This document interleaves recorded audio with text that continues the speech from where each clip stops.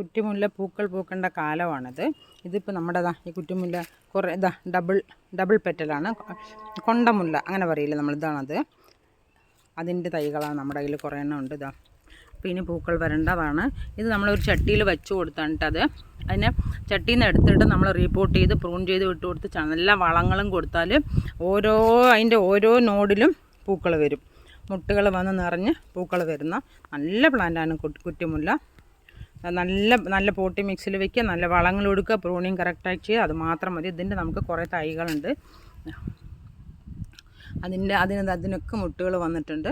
അപ്പോൾ ഇനി നമ്മുടെ വീട്ടാവശ്യത്തിന് 2 തൈകൾ വെച്ചാലും മതി. നമുക്ക് നമ്മുടെ മക്കൾക്ക്, നിങ്ങൾക്കാണെങ്കിലും മുടിയിൽ വയ്ക്കാനും പൂജയ്ക്ക് വയ്ക്കാനും ഒക്കെ പറ്റുന്ന നല്ല പ്ലാന്റാണ് കുറ്റിമുല്ലച്ചെടി. വ്യവസായാടിസ്ഥാനത്തിൽ കൃഷി ചെയ്യുന്നവർ ഒരുപാട് പേരുണ്ട്. ഇതുകൊണ്ട് ജീവിതമാർഗ്ഗം നടത്തുന്നവരും ഒരുപാട് പേരുണ്ട് കുറ്റിമുല്ല വളർത്തിയിട്ട്.